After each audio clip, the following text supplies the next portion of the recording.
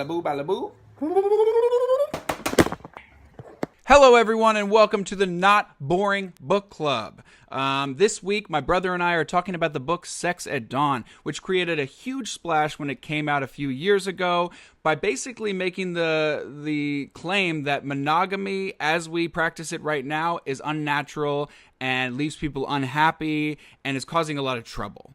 And needless to say, that message wasn't well received by everyone. I would say it wasn't a direct attack, a declaration of war against the demographic I would call girlfriends of America, you know? Because how many guys have come back to their girlfriends with this book in hand and gone, babe, it says monogamy is unnatural, and that maybe the fact that I want to hook up with other women is okay, and that just leads to a whole kerfuffle. And we willingly volunteered for that torture because this is the Not Boring Book Club, okay? We want to take topics that could literally destroy our lives.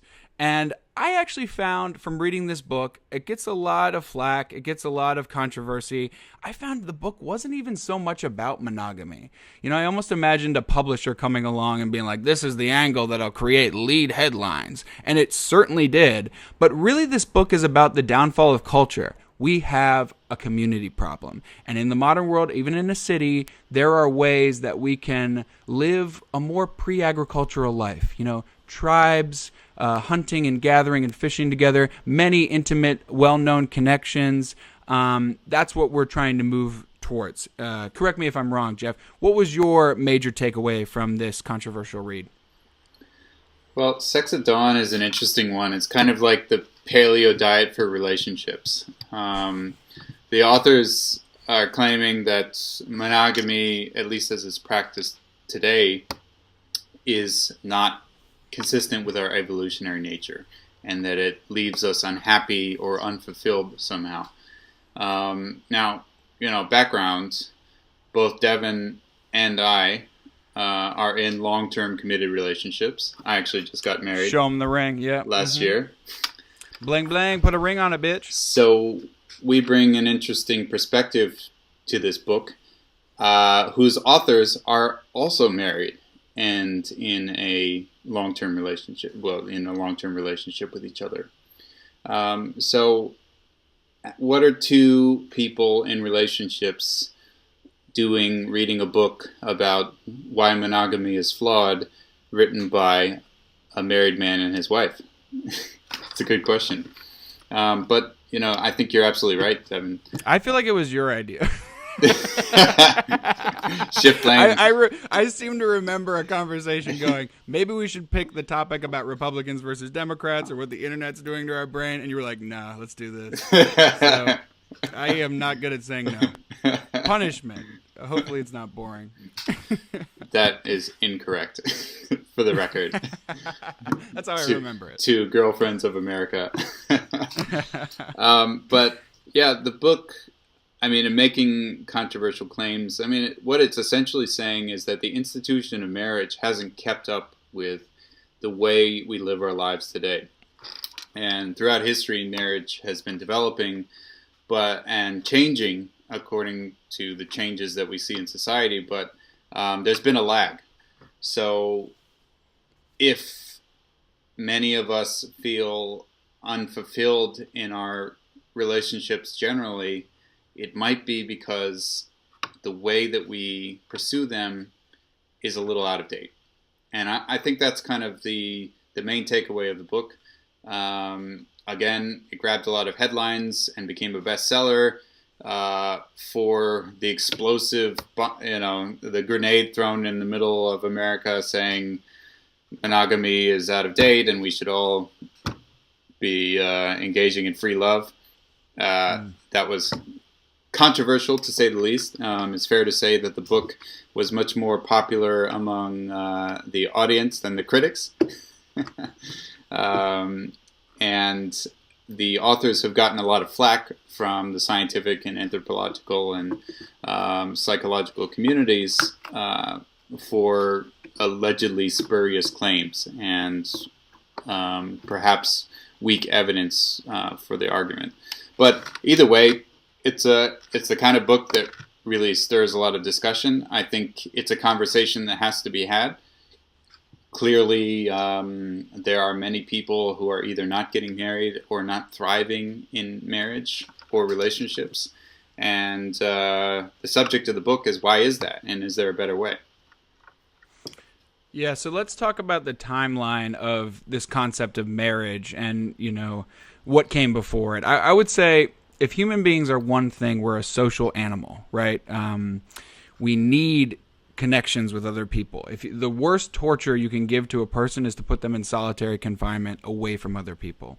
So we, the social animal, have learned how to congregate into groups and use our power of numbers in order to create technologies, solutions, institutions, and it's worked out pretty well for us, right? Now, at the beginning, let's talk about the timeline here. Let's go all the way back to chimps and bonobos. That's really where anthropologists believe we split. So we have these two cousins, and the book claims that we're a little closer to bonobos than certain evolutionary biologists give credit. But clearly we have these two monkey impulses inside of us. The bonobo is much more sexual, The bonobo deals with conflict with a hand job, You can imagine Trump going over to Kim Jong-un and going, "Look, we're both powerful. We're the best. Let me just relieve some tension for you there." And then, Putin's in the back, kind of putting a thumb up his butt, and just that's literally how conflicts would be solved if we were bonobos. The chimp is more aggressive. Okay, the chimp is much more hierarchical. Even instances of chimp warfare have been witnessed by Dr. Jane Goodall, although there's a questionable nature to that warfare, but we won't get too much into that. The point you need to know is we got the sexy apes and we got the aggressive apes, and we are somewhere in the middle. So when we were growing up in these tribes of 150 people, hunting, gathering, making beads, for some reason people love making beads, we would have known everyone like a family. And some of the quotes in the book are taken from Native American cultures that mimic that pre-agricultural society, Amazon tribes that are still living that way today, and our best ideas about what life looked like before we started planting corn in the ground and making cities. And one thing that you do notice is that everyone feels connected to everyone. So the quote I took from the book was this idea that you Westerners only love your children, but in my tribe, we love everyone's children. And I think there was a very clear shared economy. It takes a village. Everything. Yeah. It takes a village to raise a child, and also a child is raised by an entire village. That's the outcrop of that. So child rearing wasn't this serious institution that it is today. Now if you have one or two children, you have to guard their lives because that's your precious. They're going to carry your lineage and your legacy and your cargo into the coming generations. So it's much more pressure put on the parent, the child, and the wife and the husband. Okay, so we're all sharing, we're all living in this pre-agricultural lifestyle, and then the agricultural revolution comes around, and now instead of roving bands of tribes, we're settling down in one place. And what happens when you settle down in one place? You start accumulating resources, and those resources, all of a sudden, people have different ideas about who deserves those resources and how they should be distributed. So you get institutions that crop up, and the point is you get a lot more hierarchy. Because there is a certain amount of scarcity. You can't just go out and pick fruits off the trees and drink water from a stream and then fuck someone and then, go climb a tree for the rest of the day. Now we're living in a culture where you have to jockey for position and for resources. That's the agricultural revolution. We get religion, we get those things starting to form up to recreate the community within this new context.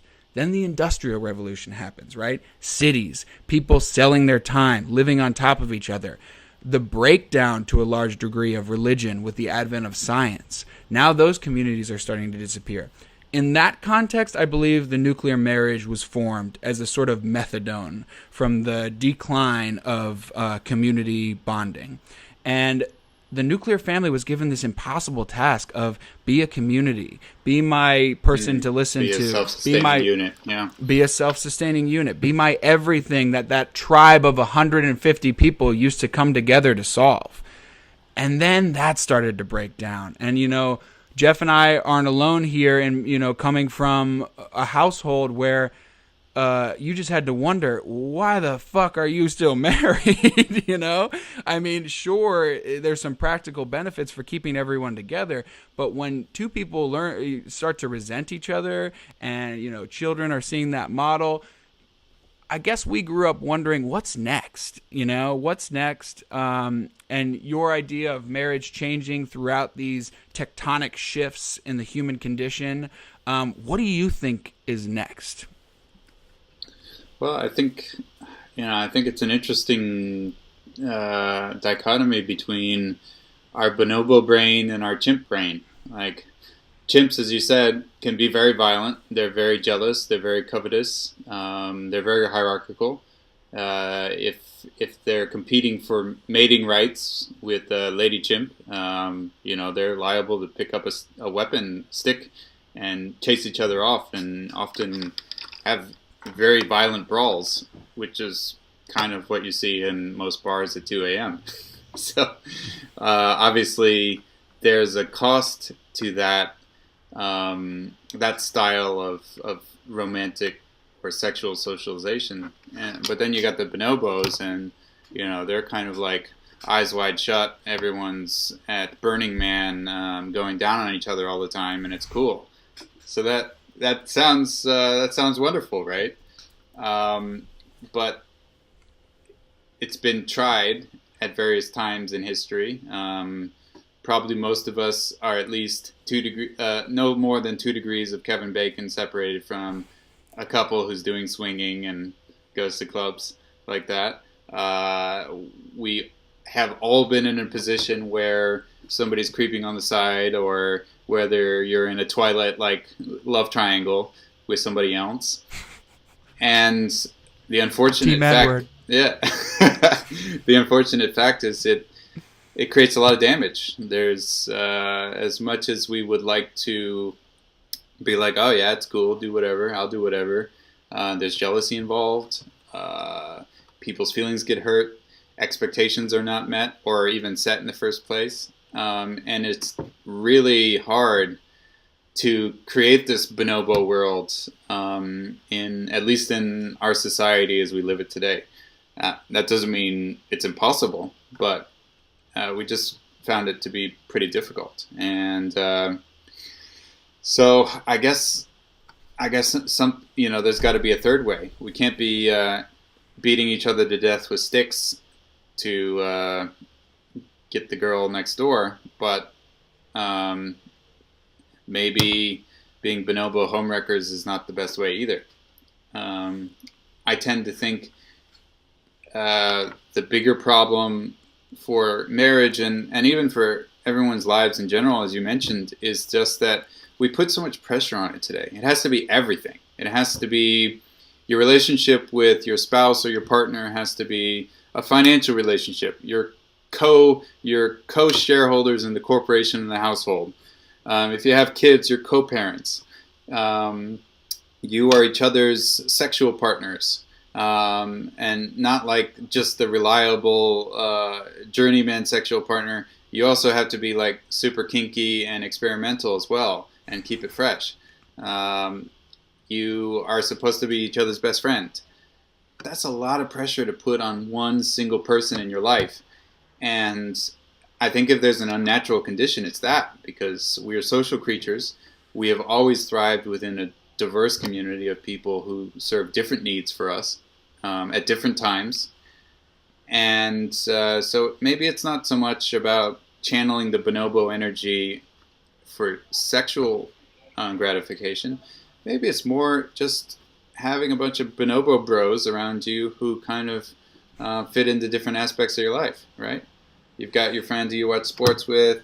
You've got your other friend who you engage in your niche hobbies with. You got your best friend who you complain to about your wife or your husband, and you got your wife at home. You've got your brother or your sister who helps you with parenting. You've got your mother or your father or mother-in-law, father-in-law who chips in there too, so that you don't have to lean so heavily on one person. and then they inevitably will disappoint you. All right, so we're clearly both really focused on the community aspect, the idea that monogamy is not on trial here as much as the loss of community. What's getting in the way of that? Because when you were just describing what I consider to be a very healthy, community of friends and a full-time relationship, lover, amidst that, I immediately thought of how many friends I've had who were trying to invite them out, and they go, "Oh man, my girlfriend doesn't want me hanging out with you guys anymore." So it's very common for one partner to get possessive in that way, and we can talk about why we think that is. And then the flip side of that is the more masculine predilection, which is to get incredibly jealous. So maybe it's less about you and your friends and more about, yo, when you go out with the girls, are you fucking, are you dancing, what's going on, who are you talking to, I look through your phone. Neither of those impulses ever made much sense to me, to be honest. I think you and I moved so much growing up that first of all, we saw issues with our parents' marriage, but we also had two parents that grew up in the counterculture. Okay, so you're coming out of the hippy dippy days, and our dad was reporting on alternative sexuality and the sexual revolution, and was an interesting mix of very old school, born in the Depression era style man, and a very new school, open-minded 1960s influenced reporter. And so I think you and I have always been sort of open-minded to what a relationship might look like and how it might foster community rather than being a choice between, me or the community, me or your friends, me or the club, me or whatever you like to do that you like to do before you met the person, and all of a sudden, you have to make some decisions about. You can't have a proper relationship with anyone, whether it's friendship or business relationship or a sexual or romantic relationship, if both parties are not whole. And the problem is that so many people look for their partner to fill a hole, and not in the euphemistic way, like to fill something that they feel like they're missing inside of them. And so they come to the relationship with this deep, dark vacuum, this chasm inside of them, that they're just grasping for the other person to please come, fill it up so that I don't have to feel this way. And it's interesting you bring that up. That's not even a new concept. Closer back to our pre-agricultural days, you've got this idea, I can't remember where the folktale comes from, but the idea that you're finding your other partner and they're a missing piece of you. And that's what life and love is about, searching through the world to find your missing piece. That's a pretty old idea. It's not just it's an old idea, but it's more like the yin and the yang. The yin and the yang is not a static state. So it's not like you take two puzzle pieces and you form a circle and then it just falls and stays where it is. No, it's a dynamic tension. It's two equally powerful but opposing forces colliding in the ultimate collabo and creating more than the sum of the parts. And that's what a relationship should be. Any kind of relationship. And that can only happen if the yin is coming in and it's all like, raw, and the yang is like, meow, then it's not going to work. The yin is just going to totally overwhelm the yang. And that doesn't make it, then you don't have the dynamism. Would it be fair to say that you're describing sort of a generative relationship based on some conflict? Conflict between two opposing values coming and amalgamating? Or what would you call it if not conflict? Yeah, feels like conflict sometimes. Dynamic tension, conflict. Dynamic tension. People often fight because they care. Like our parents fought because they cared about each other deeply, and because they were two very intelligent, very emotional people. And it turned out that the whole time they were just fighting to be heard and to be seen, and that they were desperately grasping for each other to recognize them. And later on, as they developed more maturity in the relationship, they realized that. And they saw the fights and name-calling and whatever other dark things that happen in any relationship as really another way of saying I love you. It sounds strange, but it's true. you hurt the ones you love because you want to be seen by them. Because you care, and you can turn that desire into something generative. It can be something positive and dynamic, or it can be something corrosive, and it's how you channel it. A fire creates heat and warmth, but it also consumes, and it can burn you. And that dynamic energy in a relationship is the same way, and it's all how you channel it. I want to bring up one more model of relationship. I think there are three majors. There are family, friends, and love relationship, Mm-hmm. And one thing I've always struggled with is I started team friendship, okay? And it's resurrected today. Our first meeting in a while is happening today. So that's this idea of like, team let's friendship make is a comedy sketch true. Yeah.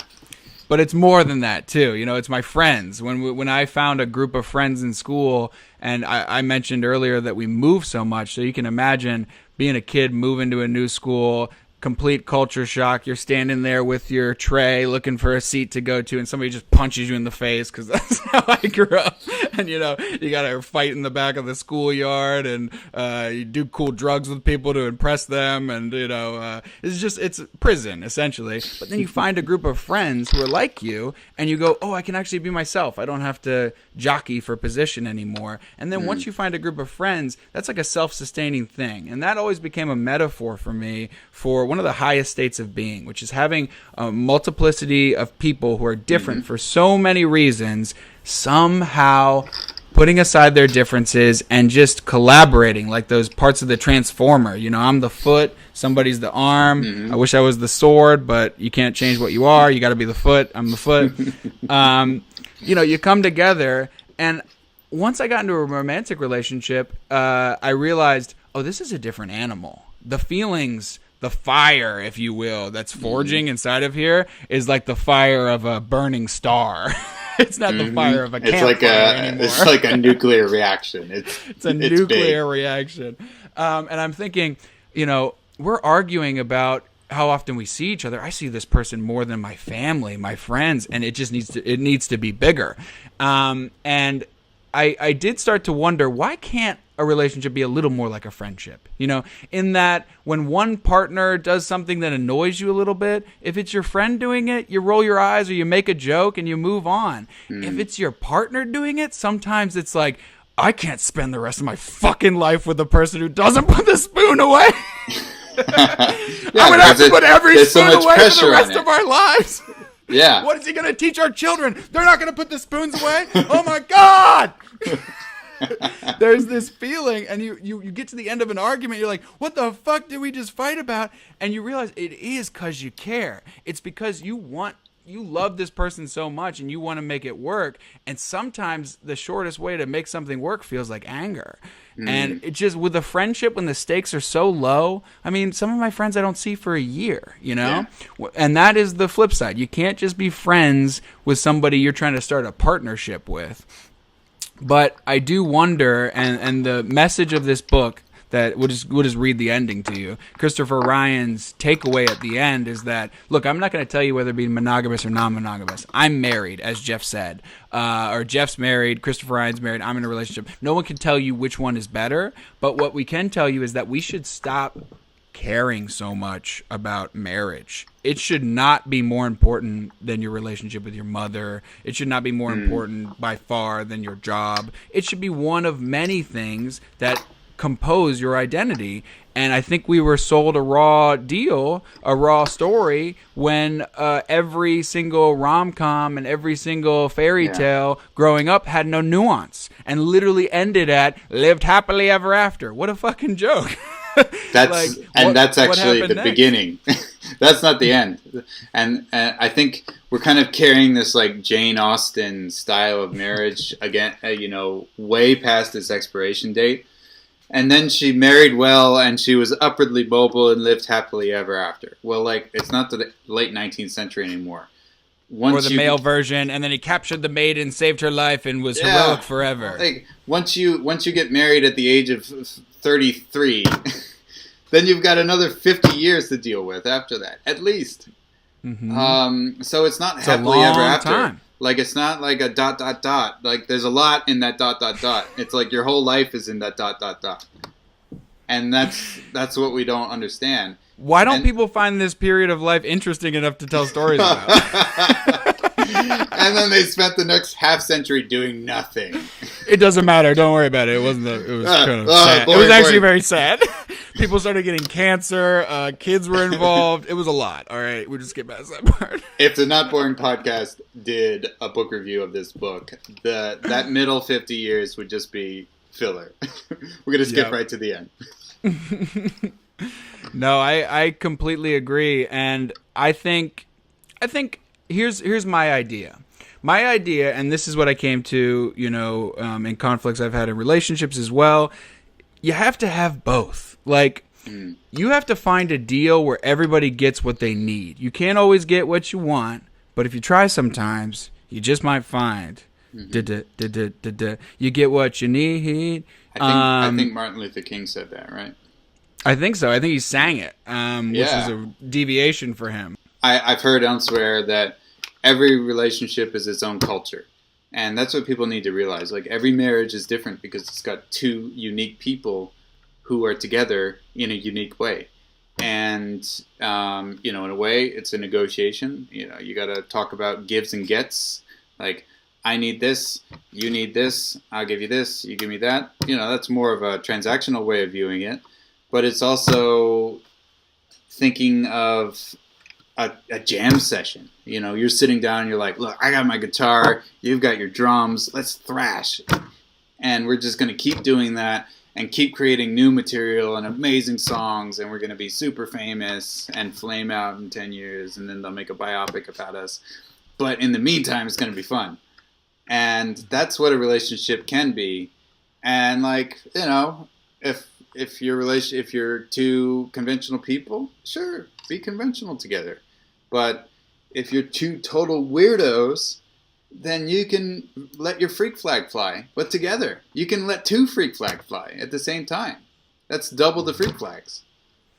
Well, let me wrap back around to that. I think the idea of intimacy is the big bugbear for most couples. A lot of people have trouble with this idea that you can feel intimate towards a person that might make me insecure, that might threaten me sexually or for whatever reason, and that creates the jealousy that makes one party feel completely trapped and the other party feel completely unloved and in danger of being abandoned. You could imagine how easy it would be for people to sort of embrace each other in an intimate, loving way more, but a lot of it is jealousy behind the scenes. Don't take my love away from me.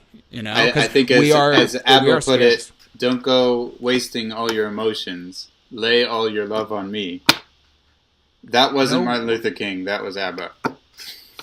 ABBA ruined a generation because their freaking beats were so tasty. Like, even people who hate ABBA are like, God damn it, God damn it.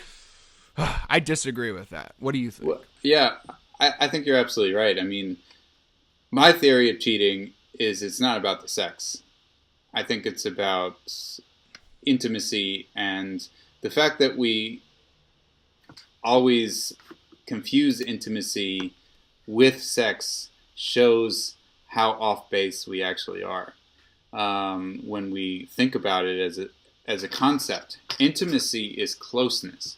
It's emotional, mental, spiritual, or sexual, or romantic closeness. And when people go creeping, and a lot of research shows this, males and females, they tend to be looking for that much more mental intimacy than anything. With some guy who's entering middle age, is feeling old, he feels put upon at work, maybe the relationship's gotten a little stale, he doesn't feel like the man anymore. Or maybe you've got a neglected wife and she feels like, oh, he doesn't look at me the way he used to, and is really craving that recognition, And again, it's not just about the sex. It's also feeling trapped, feeling small, feeling invisible. And you can get those things from other people without having to stick your naughty bits in those other people. would be my contention. Good point. I've always had male and female friends ever since I was a little kid and up to this day.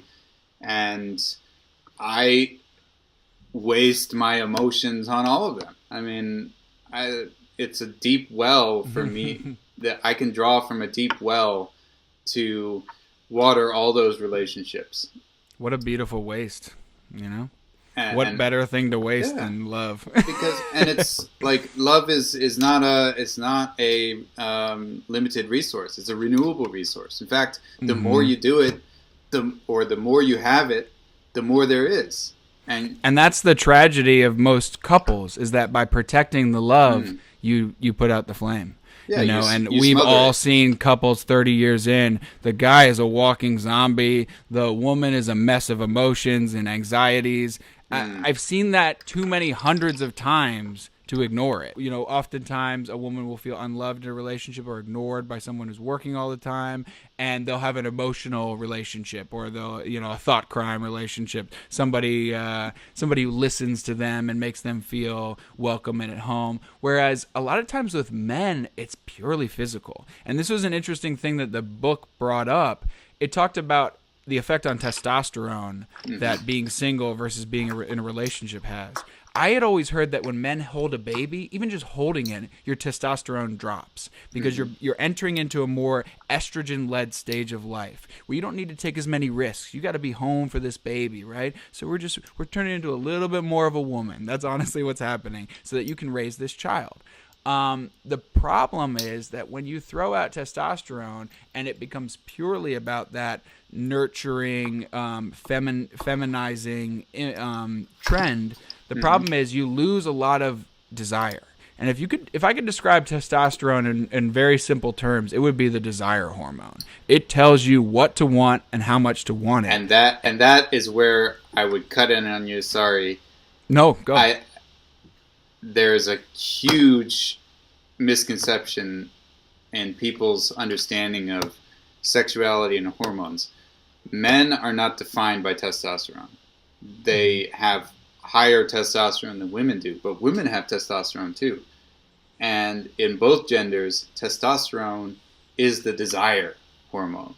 It creates not only physical activity, libidinous activity, but also desire, female desire as well. So when women have lower testosterone, just like when men have lower testosterone, they lose interest in sex.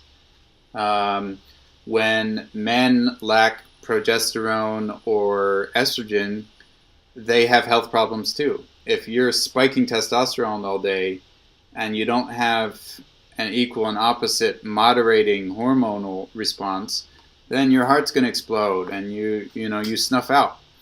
But if you don't have any testosterone, then you don't have any of that vigor that you need sometimes to get things done, including to do the business. Get it up. No, thank you for that clarification. That is so true. And the gender discussion is a tool because there are generalizations that can be made from the data, but it's not a very useful one. And the more and more I go on, the less and less often I use it. This is really about hormones, and testosterone's a big one. And women cheat, maybe not as often as men, but they cheat for various different reasons. Apparently, according to the data I've read, the incidence is pretty much equal on both sides. Really? That's interesting. Yeah. Well, the point is, both parties are looking for this desire, this excitement, what could be called a return to the honeymoon phase, a return to feeling young. And testosterone has a lot to be said for it. One of the reasons people enjoy working out so much is because of the increase in the boost in testosterone. One of the things you notice when you're starting something risky or taking on a new path that's exciting, you can almost always correlate that with a spike in testosterone and adrenaline and some of these other things. So can you get that? That's what I want to get at, because I would call this ground zero to the relationship debate. can you get that desire? Because, as you said, it's a balance. So the relationship, obviously I've got a lot more testosterone than my girlfriend. Our relationship, it could be, visualized with me sort of pulling her towards more excitement and her pulling me towards more safety and security and responsibility and maybe smartness. And then this balance happening. But in order to pull back this way, I think a lot of men feel like, man, if I can't go out dancing, I can't go out with my buddies, I can't, I can't flirt, not to say that this is in every relationship, but that's when you start getting into the dangerous territory of, even if you feel good doing that, you shouldn't feel good doing that. And this book sheds some light on the biology of why it feels good, and it has very little to do with rejecting the other person and much more to do with just basic biological needs and desires. Well, I think it starts with, and to be honest, this is creeping out in this discussion, the way we're talking about it. We still have a cultural expectation that man is the sexual gender and woman is the nurturing gender. And I can tell you from the experience I've had in the world that men are very emotional. I'm emotional. You're emotional. Ooh. We crave connection. We crave security. We crave affirmation. Yeah. And I can also tell you that women love sex. I know, surprising. We're varieties on the same theme, like variations on the same theme. So men, we got to talk about how women and men are emotionally or psychologically stunted in different ways. Men are stunted because sex, in the way we grow up, in the way we're raised and acculturated, and the message we see in media is sex is the only thing that matters to us. It's the only thing that we can use to bond with other people. Talking, when you and I grew up in a pretty conservative area, the 90s it was a weird time. Millennium hadn't happened yet. We were still figuring stuff out. And at that time, showing any need, emotional need, to a woman or to a man or to your friends or your family was, well, gay. It was gay. It was considered... It was at the best awkward.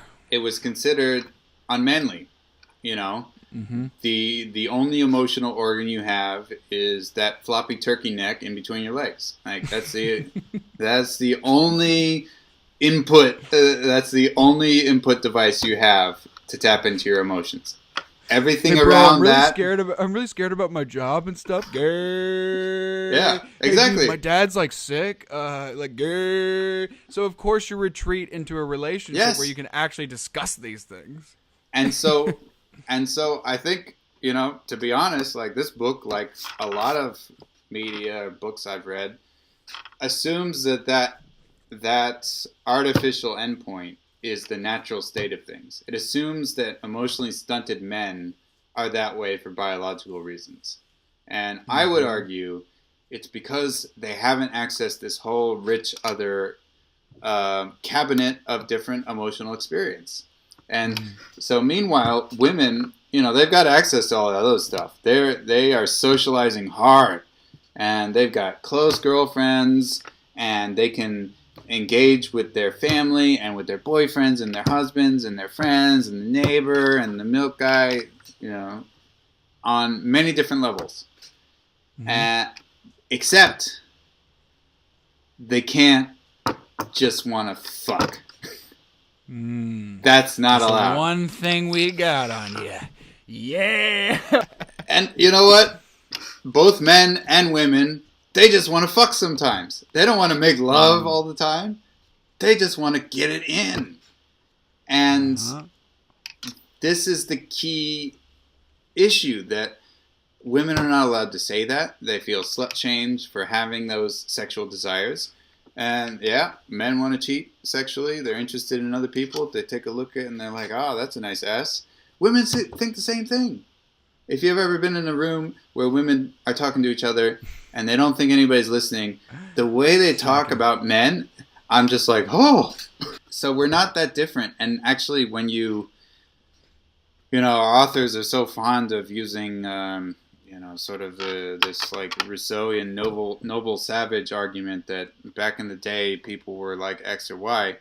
Well, back in the day, people were quite different depending on where they grew up, what their material conditions were.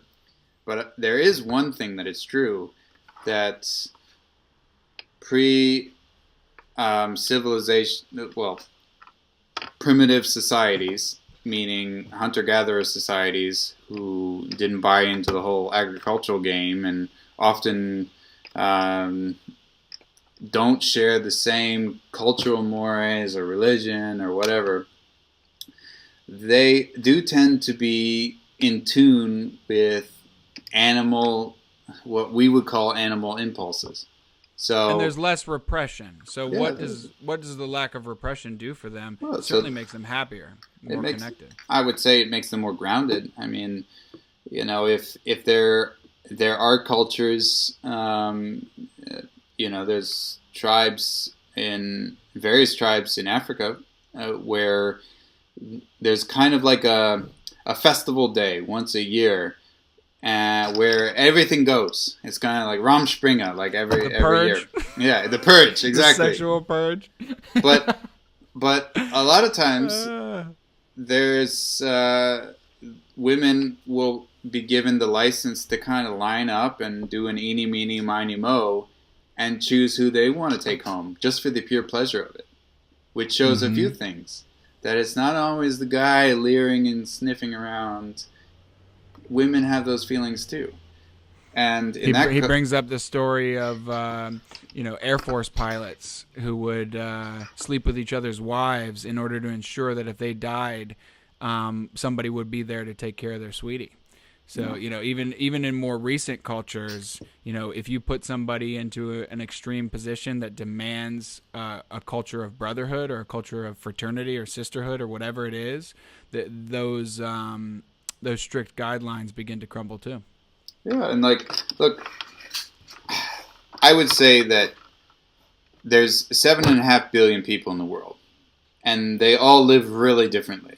You and I are sitting here talking, we're podcasting, and there's people in North Korea who are living a lifestyle that we can't even imagine. Totally different. And then there's other people in the Amazon rainforest who have literally never made contact with modern civilization ever. They live a completely different lifestyle. So what I would say is that just like every relationship is its own culture, then there might be different cultures of relationships as well. So, and the key is, it's not so much like, do you want to be monogamous or not monogamous? What are the rules for how you relate to other people? I think it's more about figuring out what you need and negotiating that with somebody else. And if what you need is to have 10 sister wives, and aforementioned 10 sister wives are cool with that, then I'm cool with that. But if what you need is a long-term, committed, mutually reinforcing relationship with a person who you become so close to that when you or they drop dead, the other person drops dead 3 days after, I'm cool with that too. I think that's beautiful. That is beautiful. And I think we all cried. Where we go wrong is that we're not honest with ourselves. We just sort of sleepwalk into stuff. So we said, when you stand up, and I've done it now, and you stand up and you say, "Till death do us part," and you make these vows. I mean, it's very primitive. It's very fundamental. It's kind of like deep. It's heavy. And you could just be like, oh yeah, whatever, blah blah blah. But the truth is, you're making a contract with each other. You're saying, we have negotiated these terms. I read to you my terms. You read to me your terms, and we agree upon this mutually beneficial partnership with each other until death do us part. So the terms of this agreement are indefinite, but a lot of people don't actually mean it. Or they don't think through the implications of that. And so I would say monogamy is not the problem. It's people not understanding themselves and what they want and what they need that is a problem. You might have to have these barn burning relationship talks. You might have to have really difficult discussions where you say, you know what, it turns out that I really like to wear diapers and sit in a pool, and that's what gets me off. And they're like, How the fuck did you know? I'm not sure that I'm into that. And you're like, well, here's why I'm into it, and maybe you could accommodate me. And you're like, okay, shake. Or it might be, yeah, I'm just a nympho, and like I can't help myself. Maybe it's just getting to a point where you can acknowledge the feelings and be like, yeah, yes, yep. Sometimes I think this, and the other person isn't crushed because everybody has thoughts in their mind. Doesn't mean that's what they want. It might just be a temporary impulse or a passing and fleeting emotion. And sometimes those feelings are like anything else. Like, I might be sitting here thinking, gosh, I really want to eat like 2 pints of ice cream. And I know in my mind that the last time I ate 2 pints of ice cream, I felt like shit afterwards. So the other part of me is like, Jeff, you can't do that. The last time you did that, you saw what happened. And you're like, yeah, I guess you're right. And then you eat the 2 pints of ice cream anyway. But my point is that a lot of the things that we really feel like we need right now are really bad for us in the long term. Or it's the amount that's important. So in all these examples we've used, alcohol, sex, and food, that's a moderation issue. You need some of all those things. I mean, maybe not alcohol, but I was 3 years sober, and you need it for a couple of things. Wedding toasts, dancing. There's a couple of things that it really... wounds. Disinfecting wounds. If you're camping, there's a couple of things alcohol is really good at. Listerine, it's really nailing it in a few departments. So moderation really is the goal here.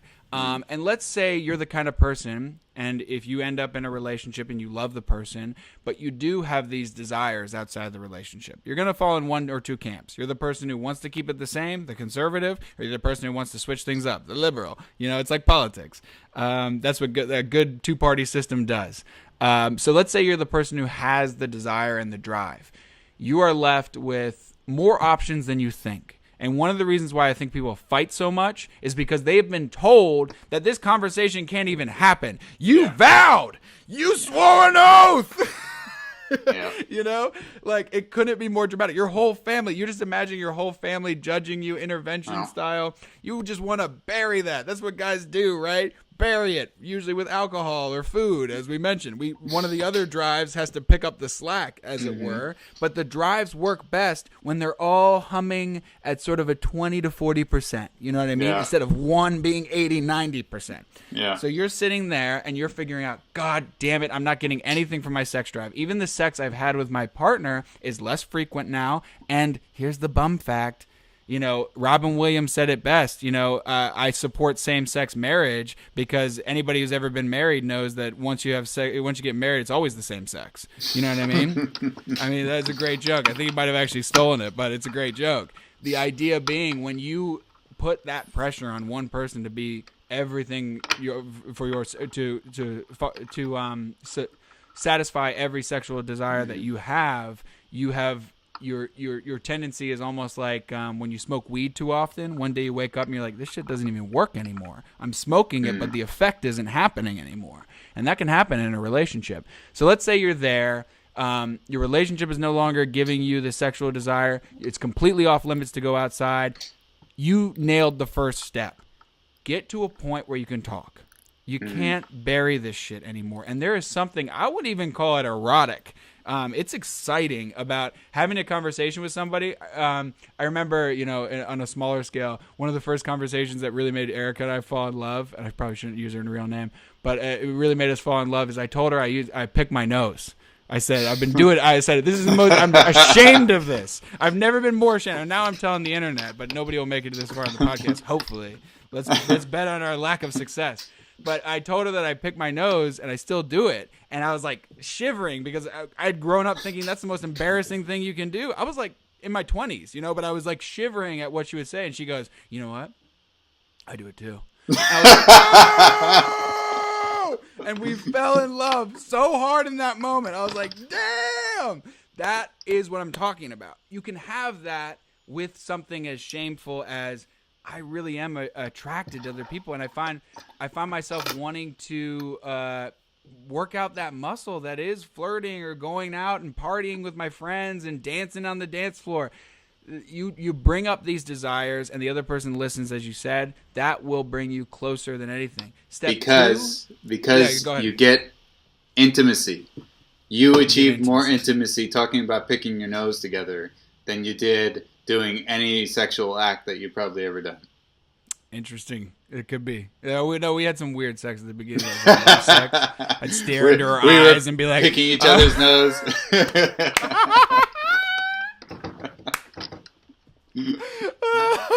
I'm like a gold prospector on the West.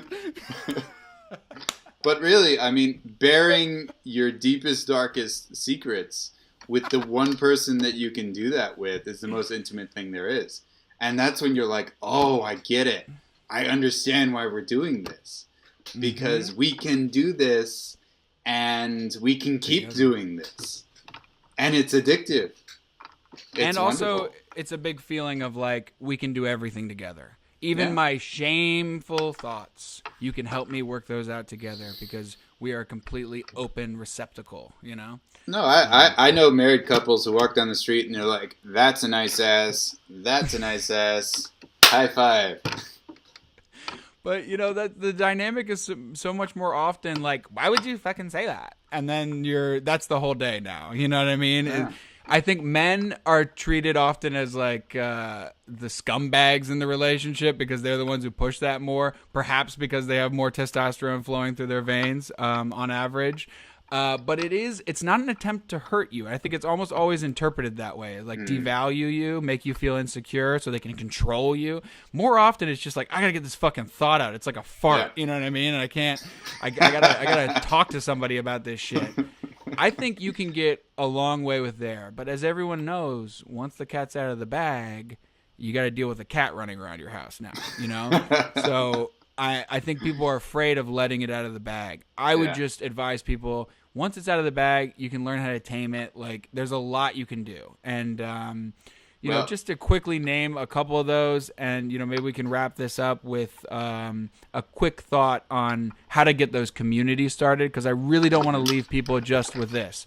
You have an option in your relationship, but you will not fix your relationship until you build a community, because something has to replace it. If you're taking the importance off of it a little bit and freeing it up a little bit, you need intimacy in other ways, and you should have intimacy in other ways.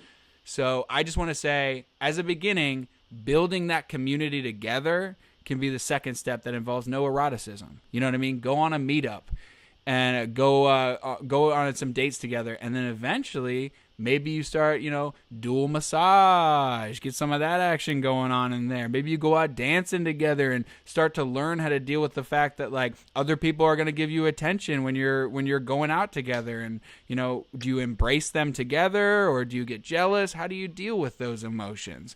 So slowly step into this stuff together and don't feel like you have to do it on your own. It's an incredible relief. Well, I'm weird. I don't get jealous of my wife. In fact, when I see she's in the spot and people are looking at her and thinking, damn, you know, I want that, I'm like, yeah. If my wife is dancing with other people and she's being out there and she's in her element and she's being sexy and dynamic and lovable, then that only increases my attraction for her. I don't get jealous. I think it's wonderful. I think there's sunshine coming out of her. And it should be the same in the other direction. I think she feels the same way. Like, because we both know that, look, we are expanding our worlds together, but also each of us individually is a really cool person in our own right. And we appreciate each other for that. And we also know that, look, I trust that you and I are in this together. Whatever happens, I know that you and I are each other's number one. I know that. And if you're spending, if you're spending time with friends or your family, or hell, even if you're checking out some other guy's ass, I know that we're still each other's number one.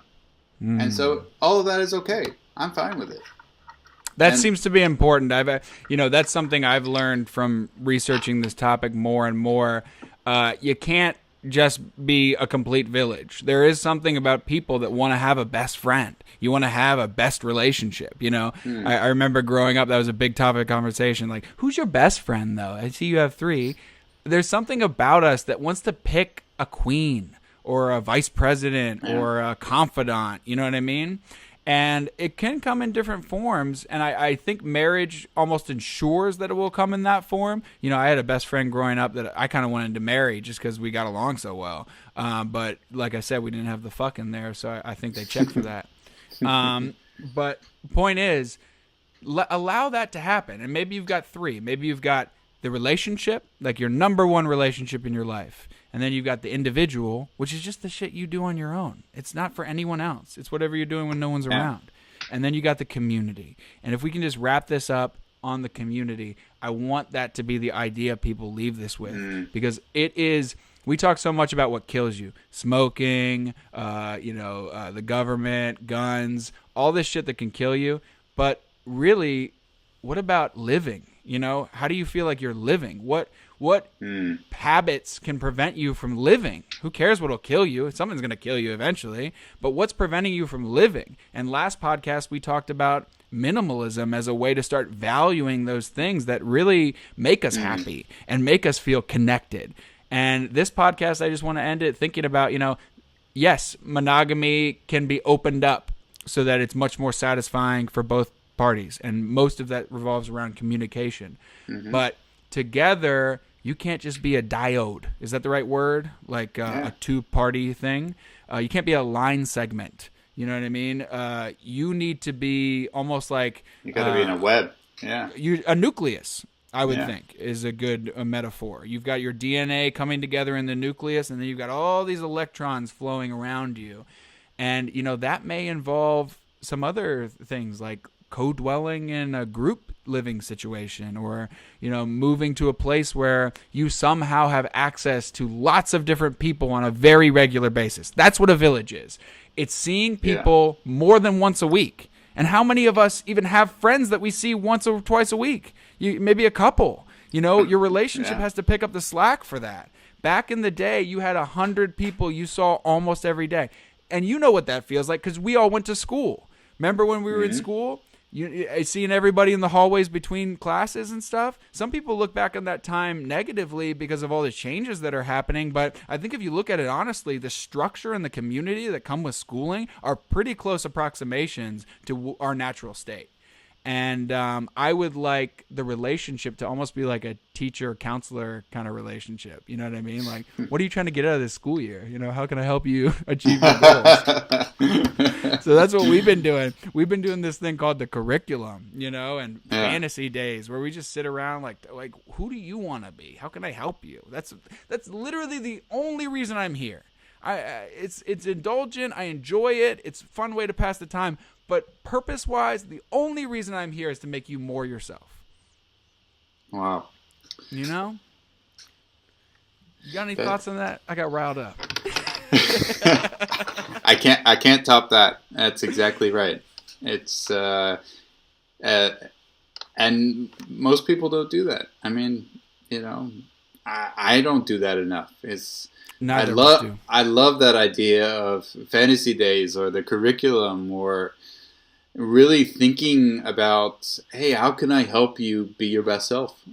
And not just thinking about it, but talking about it, asking it out loud, and then implementing it. Yeah, exactly. And then continuing to do that, because that's the value add in a relationship that literally most people don't get. So when I hear other people talk about, marriage is boring, the ball and chain at home, or my life is over, it's because they're not even trying. Like, most people in a relationship, it's the happy ever after. ...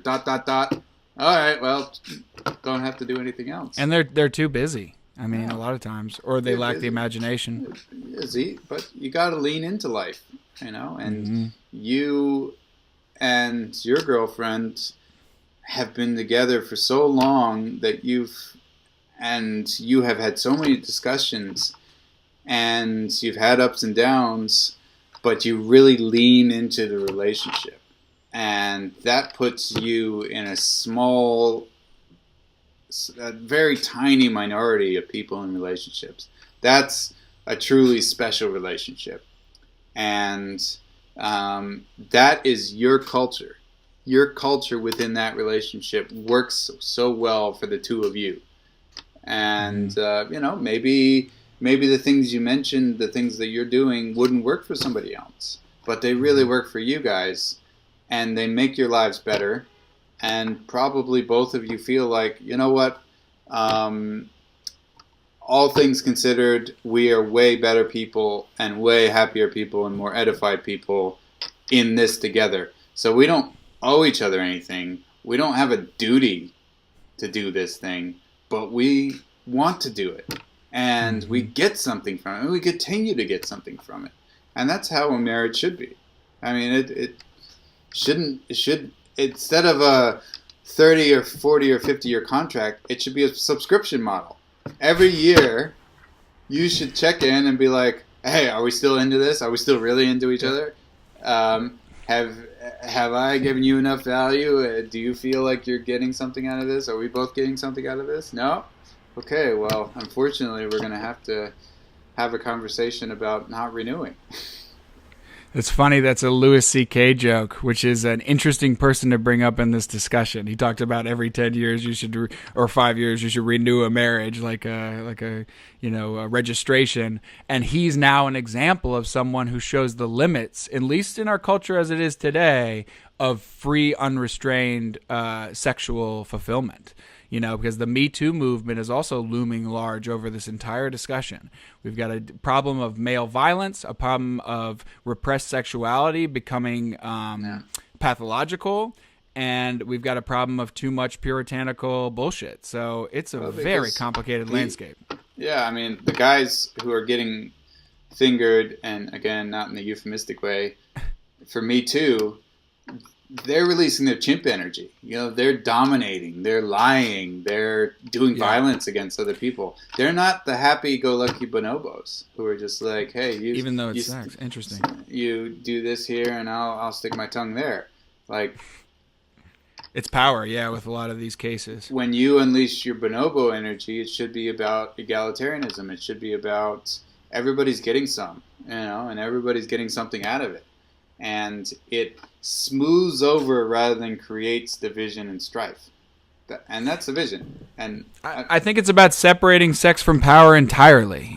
When sex is used to gain power, by attractive women, for example, using their sex appeal, people don't like it so much. When power is used for sex, that creepy Weinstein type coming at you and you want the job or not, people don't like it so much. It's like church and state. They need to be separated, and both need to be diminished so that they're not looming so large you can't see the landscape. That's what I feel like life is like. You wake up in this surrounded by skyscrapers, which are morals and values that your parents had, and you can barely see what the landscape actually looks like because you're interpreting it through them.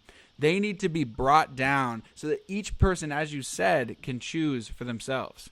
And it's going to look a lot different for a lot of people, but we're headed to a place where trust and also openness allow us to have a lot more good feelings in our relationship and out. You called the relationship the culture. It's about spreading that culture. You know what I mean? It's about not fighting and negotiating over who gets to feel good on what day, and working towards everyone feeling good as many days as possible. Yeah, it's abundance mindset. It's a growth mindset. It's not about trying to possess or control. It's about trying to unleash, unlock, expand.